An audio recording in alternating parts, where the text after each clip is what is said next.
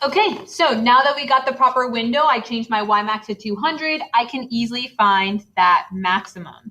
So to find the maximum value, I'm going to go to second and then trace and then number 4 for maximum. Keep in mind, guys, that these questions cannot be answered on your test tomorrow, so you need to know how to get to each function. So what I just did there, it asked left bound, so I got to the left of the maximum, hit enter to set it. Then right bound, I'm going to get to the right of the maximum and hit enter to set it, and then enter for my guess. And they want the maximum height. Well, keep in mind that this relates two things. It's going to relate your time and your height. So y is height, t is your time, okay? So x makes no sense. That's when the maximum happens. My actual maximum height is 116.555 feet. Okay. So now to answer the next question, we want to know how long is the ball in the air. So once again, the y is my height, but t is the time the ball travels. So I can easily find that x value to find how long the ball is in the air. So this time, instead of going to second trace and then hitting maximum, I'm still going to go to second trace and hit 0. When I hit 0, so it asks for left bound, so I'm going to get to the left of where it hits the ground. That's how long the ball is in the air until it hits the ground. So left of where the ball hits the ground, and then get to the right of where the ball hits the ground and set enter. And then enter for my guess. So it took, let's see, my time is 5.363. That's technically seconds. And then the last question is asking how far did the ball travel? Well, how far the ball traveled, this is going to be your horizontal distance. So since I want the horizontal distance, I'm going to use the x equation. Well, in my calculator, I've already found x, so I can actually just use this x function and type in an x instead in my normal calculator screen. So if I just get to my normal calculator screen, I can do 125x because this was stored into x automatically for me, and then cosine of 43. And that's how I find out that it traveled 490.288 feet. And remember, we always go to 3 decimal places, rounding counts, so it's 288, not 7, because at 9 rounds at 7 to an 8. Okay, so that is the primary parametric stuff that will be on your test tomorrow. So now let's go to your conic section stuff that will be on your test tomorrow. So writing equations and graphing.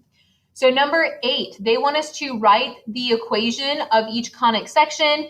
In A, they give us a graph. So hopefully you guys can tell by looking at this graph that this is vertical because it's primarily, it's longer up and down, and it's an ellipse.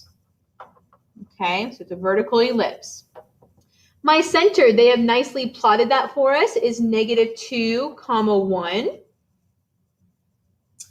Let's see, my A value is distance from my center to each vertex. So remember, distance from center to vertex is my A value. So I went 1, 2, 3, 4, up and down. That's kind of gives me a hint that it has to go underneath Y because it's up and down. And then B is distance from center to each co-vertex.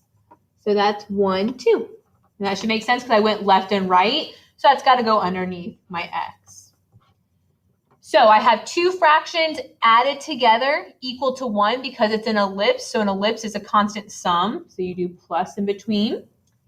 The order does not matter where you put X and Y. I'm just going to put X first because since order doesn't matter. But it's going to be X plus 2 quantity squared. It's plus 2 because you do the opposite of what's with X. And then I have Y minus 1 quantity squared. Do not automatically put A underneath X, right? A, in this case, was the distance up and down. So that's how I get 16 underneath the Y squared because I square the 4. And then if I square the 2, I get 4. That's how much distance I move left or right is 2. So 2 squared is 4, and that's what goes underneath my x squared quantity. So there is our first equation. The next equation, I have a parabola with a vertex at 1, -2, and a focus at -3, -2. So if you can't envision what's happening here, let's go ahead and sketch this. So at 1, -2, and -3, -2, I have my points. 1, -2 is the vertex, and -3, -2 is my focus. Remember that for a parabola, the focus is always within the parabola. So my parabola is going to look something like this, which means it's facing left. Also remember that if it's facing left, that means the y quantity is going to be squared, and it means that your 4p coefficient on the non-squared side is going to be negative. Okay? So we still need that p-value. The p-value is the distance from the vertex to the focus. So to get from 1 to -3, I get a p-value of 4, which means that 4p has to be 16, right? 4 times 4 is 16. And now I can write my equation. So which variable you put first, it doesn't matter. I'll just put x first, kind of like I did in 8a. So I'm going to do x minus 1. This is my non-squared side, so I have to squeeze a -16 in front of that. Remember, your -4 p-value goes on the non-squared side. And that equals y plus 2, so the opposite of my y coordinate. And that's the quantity that has to be squared to imply that it's facing to the left. Okay, we should be able to finish this last one. We are. So the last one, 8c, now I have a hyperbola with vertices, -4, 3. So -4, 3, there's a vertice. And then at -4, 7, so both of these are vertices, and a focus at -4, 9. Kind of didn't play it on my graph the best, but doesn't matter, you get the point. But the fact of the matter is you have vertices and a focus on a vertical line, okay? So since they're moving up or down, this is going to be a vertical hyperbola. Okay, the center, there's a reason why it's called the center. That's because it's in the center of two like points. In this case, we have two vertices, so the center of those 2 points would be still at -4. And the center of 3 and 7 is going to be 5. Which then helps me find my A value. Remember, the A value is the distance from a center to a vertex. So center to the vertex is 2 in this case. And then center to the focus, so my center of 5 to my focus of 9 is 4. That's the C value, not B.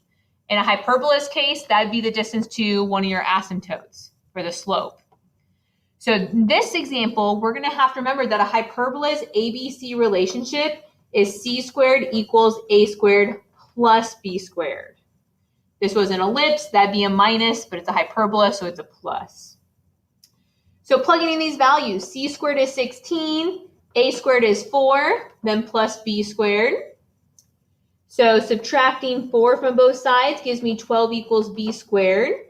And I'm actually going to leave it just like that. To write the equation, you're going to have to square B to put it into the equation anyways. So there's no point of finding that B is equal to the square root of 12. Doesn't help us at all. So a hyperbola is 2 fractions subtracted from each other equal to 1, right? This has a constant difference. That's what the hyperbola's definition is. This time, which one you put first matters. So in A and B, I'm like, oh, I'll just put X first because who cares, right? Order doesn't matter. In a hyperbola, order matters. Since it's vertical, the Y coordinate has to come first. Okay, it has to be your positive variable.